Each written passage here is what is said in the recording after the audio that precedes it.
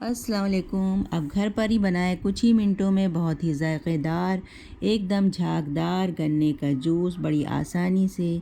कभी कभी अचानक से गन्ने के रस की याद आने लगती है तो मार्केट जाना हर वक्त तो पॉसिबल नहीं होता, इसलिए घर पर ही आसानी से बहुत ही स्वादिष्ट हम यहाँ पर गन्ने का रस बनाने वाले हैं। तो चलिए बनाना शुरू करते हैं। तो इसे बनाने के लिए मैंने 100 ग्राम गुड़ लिया है। अब ये जो गुड़ है देसी गुड़ है, इसलिए थोड़ा सा ये गीला है।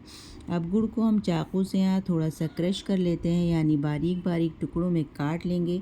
तो अगर आपके पास जो गुड़ है वो थोड़ा हार्ड है तो आप उसे घिस भी सकते हैं या मिक्सी जार में थोड़ा सा घुमा लें ताकि इसके जो छोटे छोटे टुकड़े हो जाएं।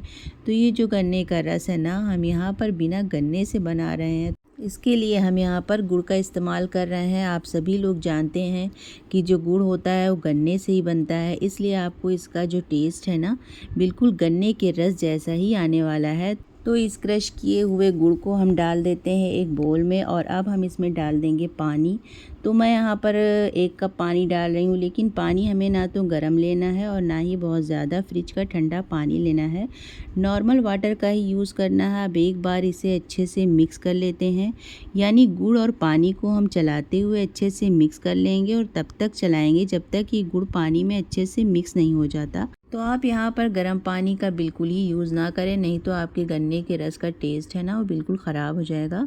तो कुछ ही देर में गुड़ यहाँ पर अच्छे से मिक्स हो चुका है। तो अब लेते हैं एक मिक्सी का जार और जार के ऊपर एक छन्नी रख देते हैं और इसके अंदर हम ये गुड़ का पानी डाल देंगे। इससे जो गुड़ के पानी में जो कचरा होगा ना, कई बार गुड़ में कचरा आ जाता है तो इस छन्नी के ऊपर रह जाएगा। और अब हम इसमें डालेंगे एक छोटा सा टुकड़ा अदरक का। अगर आप डालना चाहें तो डाल सकते हैं और नहीं तो स्किप भी कर सकते हैं।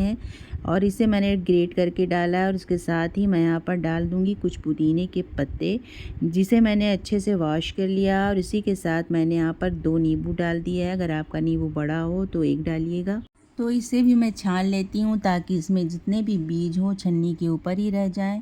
तो इसके लिए आप यहाँ पर एक बड़ा नींबू डालें, इससे इसका जो टेस्ट है बहुत ही अच्छा आएगा। अब हम इस छन्नी को हटा देते हैं और इसके अंदर हम डाल देते हैं काला नमक और अब ढक्कन लगा के अच्छे से पीस लेंगे। कोई भी इसमें बड़े पीस नहीं रहने चाहिए। तो यहाँ पर देखिए इसे अच्छे से मैंने पीस लिया है। तो चलिए अब इसमें डाल देते हैं बर्फ़। बर्फ़ की जगह आप फ्रिज का ठंडा पानी भी इस्तेमाल कर सकते हैं, लेकिन बर्फ़ डालेंगे तो इसमें झाग अच्छा आएगा। तो हो सके तो आप यहाँ पर बर्फ़ का इस्तेमाल करिएगा। और मैं यहाँ पर बर्फ़ बहुत ज़्यादा डाल रही हूँ, यानी 1 बोल भर के मैं यहाँ पर बर्फ़ डाल रही हूँ। तो चलिए अब मिक्सी का ढक्कन लगा देते हैं और फटाफट एक बार और मिक्सी को घुमा लेते हैं।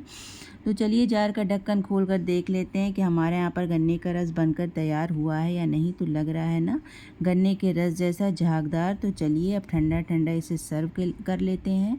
तो मैंने यहाँ पर 2 गिलास लिए हैं जिसमें बर्फ़ डाल रही हूँ और इसके अंदर अब हम गन्ने का रस डालेंगे।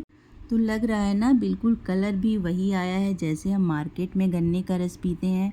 तो आप इस रेसिपी को एक बार ज़रूर ट्राई कीजिएगा, आप सभी को बहुत ही ज़्यादा पसंद आएगी। तो अगर आपको रेसिपी पसंद आ रही है तो लाइक और शेयर करना बिल्कुल ना भूलें। और साथ ही मेरे चैनल पे नए हैं तो प्लीज़ चैनल को सब्सक्राइब करिए। मिलते हैं एक नई रेसिपी के साथ। अल्लाह हाफिज़।